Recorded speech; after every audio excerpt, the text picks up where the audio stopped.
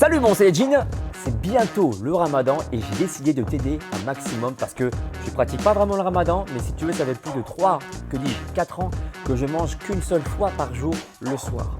Donc du coup j'ai des facilités à rester à jeun facilement et aujourd'hui ce que je souhaite faire c'est de partager mes techniques perso pour rester athlétique, rester motivé et te dire quoi manger pour faciliter le déstockage de graisse et garder un physique athlétique.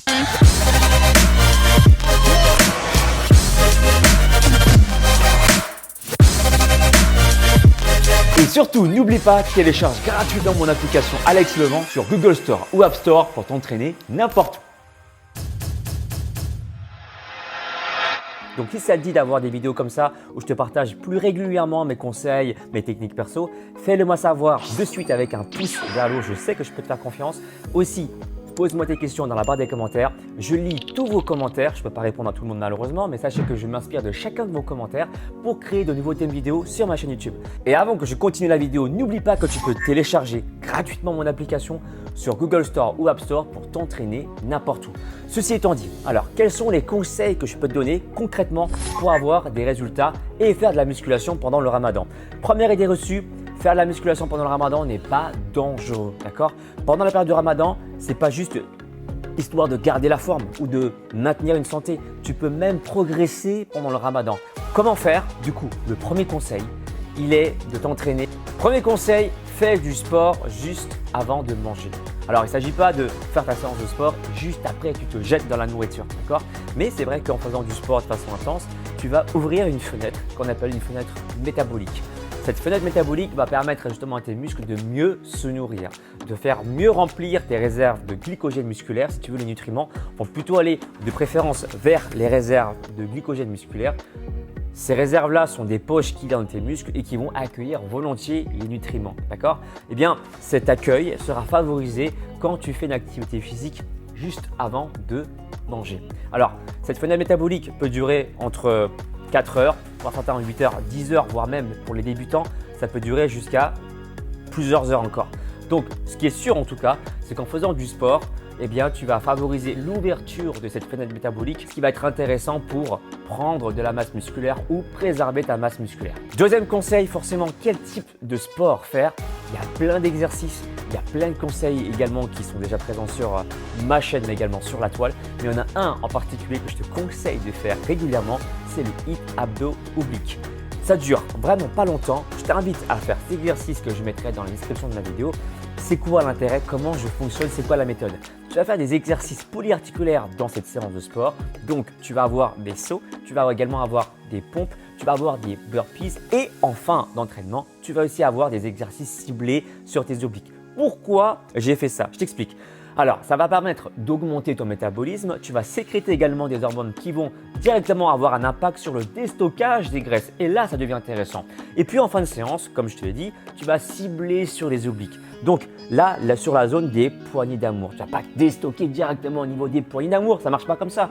Mais tu vas améliorer la circulation du sang dans les zones récalcitrantes. Et donc, dans le sang, il y a les hormones qui circulent, notamment l'adrénaline que tu vas sécréter pendant l'effort physique. Pendant les burpees, pendant les pompes, pendant les squats, lors du début de l'entraînement, tu vas sécréter ces hormones et en fin de séance, tu vas améliorer le passage du sang pour que ces hormones puissent circuler dans ce sang et donc augmenter tes chances de toucher les zones des graisses récalcitrantes. C'est comme ça que tu vas pouvoir libérer du gras et derrière, ce qui peut être intéressant aussi, c'est de terminer, pourquoi pas, c'est optionnel, mais ça peut être intéressant par une marche rapide ou un petit footing de 10 minutes ou un quart d'heure, pourquoi pas, ou sinon tu peux continuer à faire des hits encore à la maison sur ma chaîne pour brûler encore plus de graisse. Mais déjà, si tu fais le HIIT abdos oblique qui dure à peine 24 minutes, eh bien, tu vas voir que tu vas déjà avoir d'excellents résultats. Troisième conseil, on me pose souvent la question, quoi manger pendant le ramadan? Donc, je commence déjà par te rassurer, les basbousa, les baklava, tout ça, tu peux bien sûr en consommer, mais avec modération. Ce sont des sucres dits rapides. Donc, comment gérer la quantité? Eh bien, c'est simple. Commence par gérer il y a des choix d'aliments. Voilà. Si tu veux savoir ma stratégie, moi, je commence toujours par une pomme avant de manger quoi que ce soit. Hein? Mes amis qui sont derrière la caméra le savent très bien. Je prends une pomme, n'est-ce pas, mon cher Eneko? Voilà. Voilà. Cher Eneko, qui a bientôt en plus sa chaîne Revitalise, je t'en parlerai bientôt dans ma chaîne. Bon. Ceci étant dit, je prends une pomme, je mets du piment de Cayenne dedans avec du sucre de canne bio, du sel.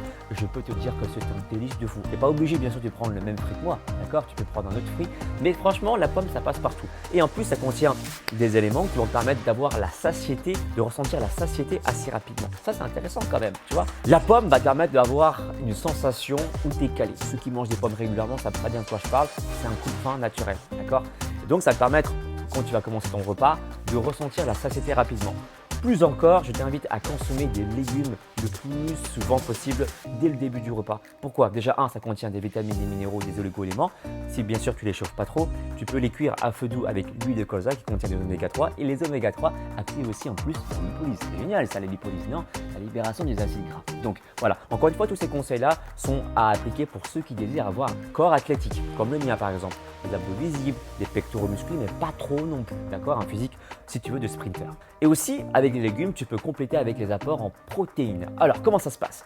Moi, je t'invite, même durant la période du ramadan, à ne pas dépasser 2-3 fois la consommation de viande rouge. Ce qui peut, à long terme, si tu en consommes de trop, à un moment donné, acidifier ton organisme, d'accord? Donc, ça ne va pas non plus brûler ton organisme, tu ne vas pas non plus devenir comme ça, acide comme ça. Mais c'est pas bon non plus de trop en consommer. Il faut aussi alterner avec des sources de protéines végétales, comme par exemple des protéines de steak de soja ou par exemple aussi des légumineuses.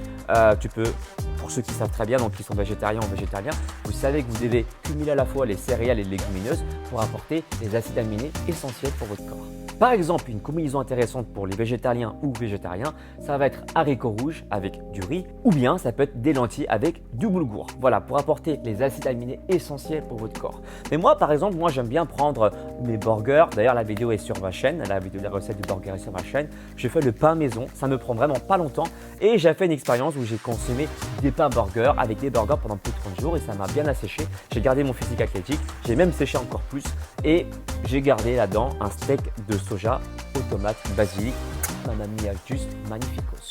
Aussi, il ne faut pas oublier les bonnes sources de graisse parce que toutes tes cellules du corps, sans exception, sont composées d'une membrane lipidique et, comme son nom l'indique, membrane lipidique. Donc cette membrane est composée de graisse, essentiellement à 70% de graisse. Donc il faut consommer des graisses pour que ton corps fonctionne bien et ces cellules-là, donc les cellules musculaires ne font pas exception, d'accord? Pour que tes cellules musculaires puissent bien fonctionner et choper des nutriments pour les foutre dans la cellule, il faut que ta membrane lipidique soit fonctionnelle. Donc pour ce faire, il faut privilégier les bonnes graisses, comme par exemple l'huile de colza, tout ce qui est oméga 3, les oléagineux. Ça, tu peux te faire plaisir. Pendant la période du ramadan, en plus, je sais que c'est mis en avant. Des noix de cajou, non salées bien sûr, des amandes, des noisettes, des noix de pécan, les noix de macadamia. Tout ça, c'est bon pour ta santé et pour ton corps et pour ton cerveau qui est lui-même constitué de plus de 80% de graisse. Imagine. Donc du coup, ça c'est intéressant. La quatrième astuce, quelle est la quantité à ingérer? Que ce soit des boulgours, du quinoa ou tous ces types d'aliments-là, si tu respectes dans l'ordre que je t'ai conseillé de consommer les aliments, c'est-à-dire les fruits en premier, donc 1 ou 2 fruits, tu choisis de préférence. Pommes ou fruits de saison de préférence. C'est encore mieux si c'est bio. Ça ne garantit pas le fait que tu aies 0 pesticides, mais c'est toujours mieux, d'accord? Ensuite, tu manges des légumes avec une bonne source de protéines et de graisse. Et après, tu peux rajouter, pourquoi pas, voilà, du boulgour, un peu de riz, un peu de féculents. Ce n'est pas obligatoire non plus, d'accord? C'est pas parce que tu ne manges pas de féculents que tu vas être en manque du tout. Mais si tu as envie de consommer un peu de féculents, c'est là où tu peux en consommer. Quelle est la quantité idéale que ce soit? Qu'importe l'aliment que tu vas consommer, eh bien, il faut que tu sortes de table à 80% de satiété. Qu'est-ce que ça veut dire? Je l'ai expliqué dans plusieurs de mes vidéos, mais si tu es nouveau sur ma chaîne, il se peut que tu n'aies pas encore entendu mes explications. Je vais essayer de simplifier ça au maximum. Quand tu sors de table à 80% de satiété, ça veut dire que, sans le faire, tu es capable d'enchaîner par exemple 20 sauts. Si on te dit fais 20 sauts là après avoir mangé et tu dis ouais c'est bon je me sens léger pour le faire, c'est que tu sors de table à ce moment-là à 80% de satiété. Un autre exemple également qui est aussi concret, le bouton de jean. Quand tu manges à 80%, tu n'es pas censé sentir le bouton sortir ou bien te compresser à la fin du repas. Au-delà de ça, tu as dépassé les 80% de satiété. Et encore une fois, ce conseil concerne surtout ceux qui désirent avoir des abdos visibles, perdre un peu plus de graisse. D'accord? Quelque part, vous créez ce qu'on appelle une espèce de plan alimentaire hypocalorique, léger hypocalorique. D'accord? Je ne parle pas de régime drastique ou quoi que ce soit. Mais quand vous êtes en léger déficit calorique, eh bien, vous favorisez effectivement le déstockage de la masse graisseuse. Et il y a des études qui le montrent également qu'on peut très bien être en déficit calorique, en léger déficit calorique et continuer à prendre un peu de masse musculaire. Je ne parle pas de masse musculaire, devenir bodybuilder ou ce genre de physique que je respecte d'ailleurs, hein, d'accord? Mais si tu veux avoir un physique de type Bruce Lee par exemple, athlétique, tu peux très bien être en léger déficit calorique, donc sortir tes tables à 80% de satiété et continuer à préserver ta masse musculaire, voire même à en gagner si ton taux de protéines est suffisamment correct, voire élevé. Et moi, je conseille un taux de protéines qui varie entre, pour les non sportifs, 1,2 g de protéines par kilo poids de corps. Et ça peut monter comme ça entre 1,5 à 2 g ou 2,2 g maximum de protéines par kilo poids de corps si vous êtes plus sportif comme moi par exemple. Pour le grammage en lipides, je conseille 1 g de lipides par kilo poids de corps. Et pour être plus concret, voilà, pour que vous donniez des chiffres plus exacts, c'est la consommation d'environ 2 cuillères d'huile de colza par jour. Par exemple, l'huile de colza. Si vous me posez la question, comment en consommer? Vous pouvez également chauffer vos légumes avec l'huile de colza à feu doux, évidemment, à feu doux. Sinon, ce n'est pas bon pour l'huile de colza, d'accord? Ou sinon, vous pouvez également très bien accommoder, voilà, comment on dit ça? Oui, mettre des, voilà, vous avez compris. Dans votre salade, d'accord? L'huile de colza, une cuillère à soupe. Et aussi, vous pouvez très bien vous amuser à créer de la mayonnaise maison diététique avec l'huile de colza. Vous voyez, il y a plusieurs possibilités comme ça. À vous d'être créatif. Je vous invite justement à découvrir des recettes avec l'huile de colza, sachant que si vous ne le chauffez pas trop, ça reste parfaitement bon pour votre santé. 5e conseil, quand vous mangez votre repas, ressentez de la gratitude. Et je ne plaisante pas. Plus vous allez être reconnaissant envers la nourriture que vous consommez. Et en fait, j'ai remarqué quelque chose. Quand vous consommez qu'un seul repas dans la journée, tout devient bon. Tout devient bon.